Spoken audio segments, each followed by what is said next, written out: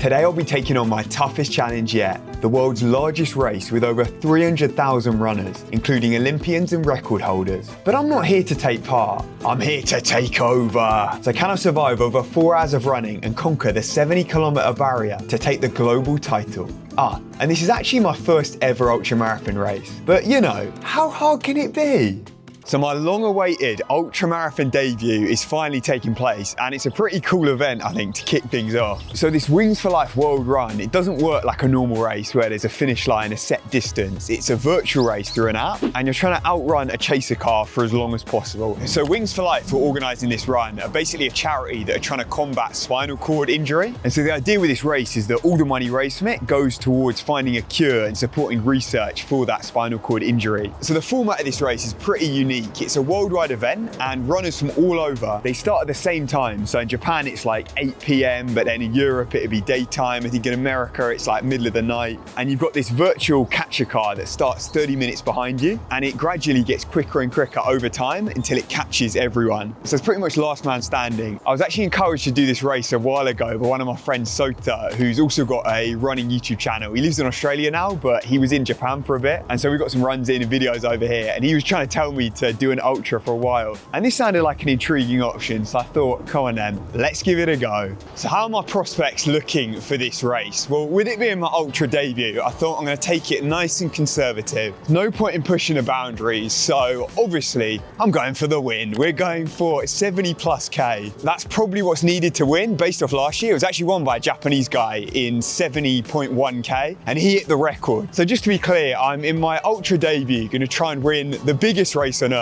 Oh yeah, and I haven't actually trained for it at all. So this is a bit of a side quest mission for me. I'm obviously targeting Gold Coast. I've got Copenhagen next week, but I thought I'd use this as a perfect long run in the base build. Get that over distance training in to make the marathon feel easier. So to try and win this race, the target pace is going to be about 3:35 per K. I think that's basically what the winner hit last year. And actually before Tokyo Marathon, I did a run 50 K at exactly that pace. But that run last time was just on the river, on my own, no real fluids, drinks or anything. So this is a much quicker course, and there'll be a ton of people around. You've got that race adrenaline, so I reckon another 20K should be doable. And I've actually just biked down to the course here. There's an event going on, the ASICS speed run event. They've flown out loads of pro runners, elites and stuff, and they're hitting some fast races around this Meiji Jingu course. And this is where tomorrow I'm going to be ripping, hopefully 70 laps, 70K. Now obviously it's for a good cause. All the entries and donation fee, that goes straight to charity. So if I'm knocking out 70 laps around here over 4 hours of running, then I reckon that's worth a few quid. So I'll leave a link down below to my page and you can donate if you fancy. So the sort of thinking with these over distance runs is pretty classic in the Japanese arsenal. I saw a lot of the old school guys like Seko, Sol, they were smashing out like 70K, 80K. I think the Sol brothers even went out for 125K once. So my little 70K tomorrow should be nothing in comparison, but they did do it a bit more like an easy run, I think sort of 4-minute Ks. So maybe I'm pushing it a little bit more. But then hopefully after that, a marathon, 42K, that should feel like light work. And it's also helping adding some fatigue to my legs before Copenhagen, because I realized Copenhagen's sort of a B-goal race, and I don't want to come into that too fresh, too good, absolutely smack a quick marathon, and then find it takes me weeks to recover, like after Tokyo, because Copenhagen's never going to be my main goal. Like I'm not trying to run a PB there.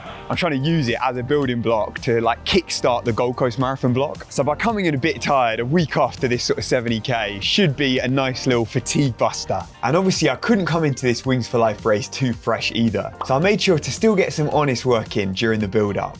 So we're heading to the track today for the weekly track sesh. It's a slightly modified one because of the weekend's ultra. I guess you could call it a mini taper. So dropping down from a 280K week to a pathetic 250K this week. So instead of doing the planned 15 by a K today, I'm just dropping it down to 10 by a K. Nice little threshold effort, 90-second recovery. So hopefully I don't have to absolutely bury myself. Ah yeah, some famous last words. Of course, a bit toasty down here at the track this morning. I've actually shifted my workout times because this race is at like 8 p.m. on the weekend and I'm not going to be finished till past midnight. Usually I'd be well asleep by then. So I tried to shift my whole day around. Instead of getting up at 6 a.m, wake up way later, like 9, 10, just push everything back. but it means that right now it's like peak heat. I'm absolutely dripping just from the warm-up. But I guess this is the heat training I need. After Tokyo, I've got to conquer that heat barrier. So I hit the track to work on my tan and knocked out an aggressive sesh. Huge improvements from recent track work, and I had some wise words to share at the end of it.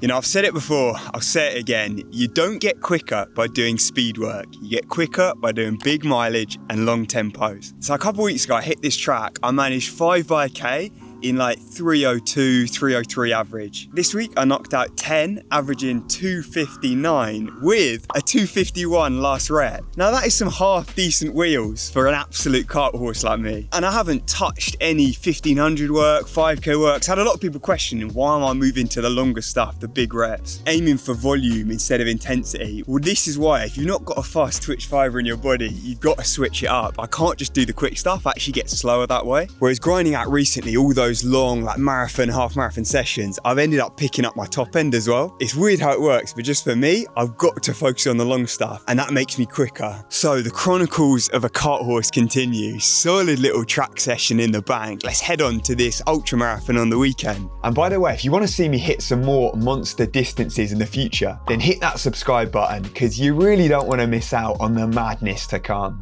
So I'm in race prep mode at the moment. I've got about 4 hours till the race, so I'm just getting my kit sorted, laying out my drinks, my fueling. I've probably got to get one more big meal in because this is like unknown for me. This really is a sort of experiment, see how I can handle the ultra, because I've obviously only raced up to a marathon now. So with it being nearly double the distance, I don't know, do I have to like double my fueling? It looks like a ridiculous amount, but let's have a look now. So I'm very lucky to be supported by Morton. I've got a ton of stuff here. We've got the 160 gels. So these have got, I think it's 40 grams of carbs in. And if I have 5 of them, and then these 2 drink mix, which have some of the caffeine as well, I think just a little top up as I'm going, just help hold off the fatigue, just numb some of the pain. Then in total, this should be 400 grams of carbs. So it should be about 100 grams an hour, which I think is on the highest side, but I've seen to handle it pretty well before. Like I've never really had gut problems. And I know for the longer distances, it's especially important. Like getting the carbs in, getting the fuel in is so crucial. So I'm gonna be carrying a fair bit because I also need my phone for the tracking, but luckily with these shorts, I've got that back pocket there. So I'll whack my phone in there. Then I can probably go a couple gels in these little outer pockets. So I'm repping my classic Sky gear, and actually just after this, I had a box arrive from them with some extra surprise goodies to top me up. Let's have a look what they've sent me. So I've got a couple nice little caps to start with. That's always good as we're heading into summer because as you can imagine, I get sunburnt very easily. So this is definitely cap season and we're rocking them every day. Oh, this is quality. I saw this in the Sky pop-up that I went to. I was actually looking at this t-shirt thinking I wouldn't mind this one, and they've hooked me up with that. Then we got a couple pair of socks. You can never have enough of them. When you're triple daying, you can imagine I'm going through clothing like it's a joke. Basically having to do laundry every day. So the more gear I have, the better. Then we got some shorts. I think they can go with a t-shirt, matching set. And then this looks like some more sort of performance-oriented gear. So some nice little short shorts there, cheeky. And I think this is the new racing vest they've got. Oh, look at that. That is paperweight. Absolutely nothing to it. Yeah, the Sky gear is unreal. I had in the last video, I showed off the jacket I was wearing. I had so many comments, people saying, oh, I'm gonna cop that. Oh, that is so cheeky. The fresh white vest with a really subtle sort of flower pattern when you look close. And you guys can pick up all that gear there on the website. You can use my code as well. They've got a 15% discount with RTJ15. So you get yourself some fresh garms like this, and big up Sky once again. Now it's finally time to unleash hell. Let's head over to the race course to pound some pavements. Got the vibe here, is popping. It's like a little night party. It's a bit different to the morning races I'm usually doing. But you know, I'm feeling pretty energized, good to go. The course looks decent. Hopefully it doesn't get too congested. It seems like it's reasonably wide, but I think there's sort of 700 people on a 1K loop, so it could get messy at the start. I guess as more and more people drop out, I should get more of a clean run. Yeah, I think I might have slightly underestimated the crowds as I quickly realized the biggest challenge wasn't going to be the distance, but instead how many people could I sidestep before popping my ACL. But that's all part of the fun to come, so over to the commentators now to take it away. Look at those figures to the right of your screen. 310,719 runners are ready to run for those who can't. This is the Wings for Life World Run in its finest moment. Here we go. Let's count down. We are ready. Wings for Life World Run, 12th edition, and it is green, green, green for go. So we're off, and I realised pretty quickly this was going to be a long solo run, but then the real problem came about. So after the very first lap, I suddenly ran into an absolute wall of people. You can imagine with this many people covering a pretty narrow course, it's going to be absolute chaos. And I did nearly think on that first lap, I might just have to pull the plug immediately. Like, this is just dangerous. It's not safe. I'm trying to run at 3:30 pace, and I'm literally dodging and weaving, having to stop at places, like hit the barrier, squeeze around. It was a nightmare. I probably used up so much energy in that first hour, hour and a half until it started to slowly clear up. But I managed to find that pace I was hoping for pretty comfortably and try and lock into that rhythm and just keep calm while there was absolute carnage around me. And then after 30 minutes, the catcher car was released and on the hunt. And here we go. Catcher cars are away. Now, it might not have been the easiest conditions for running, but the atmosphere on the course was quality. Tokyo has produced 3 men's global champions, or Japan has. And as Michelle has been explaining to us earlier, road running really is a part of the community. It's an institution. Now, obviously, all the different courses around the world just differ completely. Like, most of them are much bigger than this. I think 5K loops or longer, or even just long open straights. So you can't perfectly compare the different places, but of course, everyone's still trying to climb that leaderboard. And I started catching the attention of the commentators. And we're actually seeing in the top list globally 2 app runners in Japan. Joe Fukuda, as you said, he's currently in the top 5. And then there's another runner, a Brit actually, Jake Barraclough, who's also running it with the app in Japan. So really enjoying that night race that we're seeing over there. And at this point, she's not wrong. I was enjoying this. The course had started to clear up. It was getting much, much easier to run problem-free. I was 30k into the race, feeling nice and smooth, on for that 70+ K mark. This is our current leader, Dan Kamak, in Australia, 47 kilometres on the clock, running for 2 hours, 40 minutes. 2 times global champion, Joe Fukuda in Japan, is tucked in right behind the Aussie leader. And Jake Barraclough from Great Britain, but running in Japan, is also in the mix. So I was getting that fueling in good so far. I went for a gel every 7k. I had half of one of the Morton 160. So that's like 20 grams of carbs. And then I'd have a drink every 5k with that Morton drink mix, which actually some of my viewers were handing me. So yeah, massive shout out to them. Like, without any crew or support, it would have been a nightmare. And also these clips I'm using to put this video together was thanks to them too. So yeah, big up the subscribers. You guys are legends. Now, if you're wondering why I keep checking my phone, I didn't just get bored, even though, yeah, this was a long run. I could have done with watching a bit of YouTube on the go, but it was just because I was trying to check the distance on the app because my GPS was a little bit off on the watch. I was trying to see how far I actually had. Jake is currently second in the global standings. He's at 49.35 kilometres. If he can maintain this pace, and look at the look on some of the Japanese runners. Who's that guy going past me? Where's he come from? Well, Jake is on track to break the record at 70.88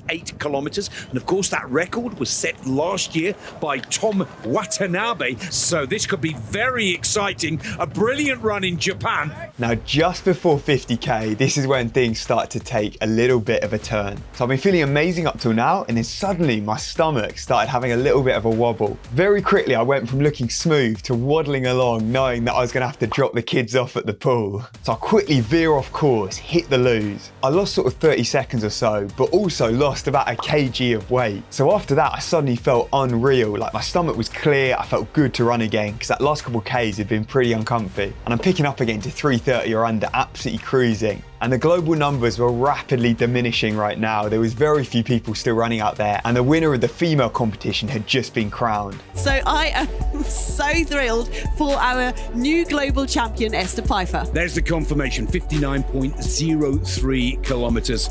Now, the last 10k for me had been messy, to say the least. So I got back into that nice rhythm of running. But then around 55k, I went to try and take one of my drinks and one of the gels, and instantly my stomach just rejected it. I was constantly just like retching and then getting these stabbing stomach cramps. And at this point, the film crew's constantly filming me the whole way round. So I had to tell them again, look, stop filming for a second. I'm gonna have to hit the loo or this could get messy. And that pattern basically just repeats. I come back out feeling good, but as soon as I try and take any kind of fluid on, boom, the stomach goes again. I was a little worried we might have a Paula Radcliffe incident on the course. And we can see that's the other Brit over in Tokyo running. And you've got some information on him, don't you? It's a funny story. He's a YouTuber, and he's making this story. Ran to Japan is his YouTube channel, and it's all about Jake moving to Japan to become a more accomplished ultra runner, and it's really working for him. It's fantastic. He did a 2:14.55 in the recent Tokyo Marathon, and wouldn't it be something quite special if Jake could give Joe Fukuda a real run for his money? So my pace absolutely tanked from the constant stops and basically jogging. So I decided I just wasn't going to take on any more gels or energy drink and just try and raw dog it for the rest of this. And suddenly my stomach kind of cleared up. And from 63k, I managed to pick up the pace again. But by that point, a fair amount of damage had been done and I lost about 2.5k on the leader. Now, this is a British runner trying to up his game, raise his standard by living, eating, breathing, and basically adopting the Japanese system. And look at him go here. 63.5 kilometers for Jake, and he's looking very impressive indeed. So we're down to just 6 people globally. I'm sitting in third, just behind this guy in Vienna, who's actually an Olympian. And the first place, Joe Fukuda, he's a 2:09 marathoner. He's run loads of 2:10s. And then the guy in Germany, Munich, I think he's an Olympian as well. So we've got some big dogs now sharing the screen. I think, as you said, it'll be very, very hard to see past Joe Fukuda over in Fukuoka.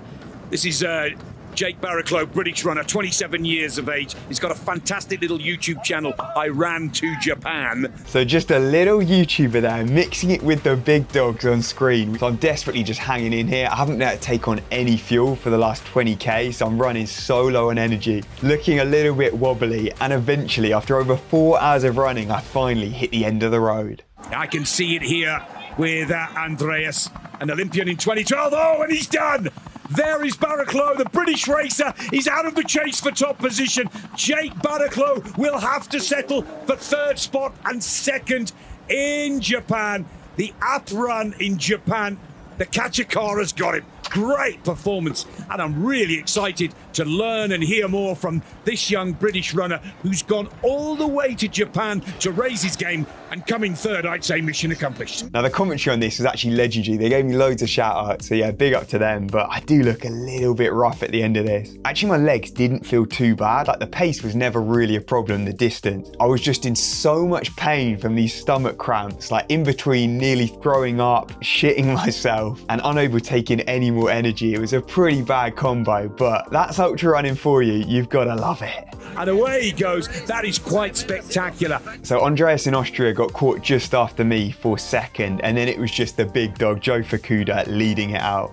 We have a new champion. We have a new world record, and that is amazing from Joe Fukuda. So in the end, my legs had it, my stomach didn't. I fell short of that 70k mark, but I guess I can't complain. I was beaten by an absolute marathon machine, and I think it would have been hard to catch him, even if my stomach had been completely fine. I was always about 400, 500 meters behind him. I think I was tracking for just under 71k, and I don't know if I'd have been able to pick it up at all. So I'll take that, third in the world out of 300,000. Not bad for an ultra debut. Hopefully plenty more to come. I mean, for me, one of the most impressive runners out of these top 10 is Jake Barraclough. I don't think any of us had him on the cards. The biggest takeaway from that is if I want to hit the ultras, I've probably got to train my gut a little bit. I realised this was the first time I'd ever even run over 3 hours, so I wasn't exactly the best prepared. I went for the fuel harder, not smarter approach, but if I want to give the ultras a proper go in the future, maybe I'll have to take a slightly more calculated look at that. So let me know in the comments what ultras you think I should hit, and if you're going to be in Copenhagen, then hopefully I'll see you there. So we go again next week, but this has been Jake with Ran to Japan. Remember, train harder, not smarter.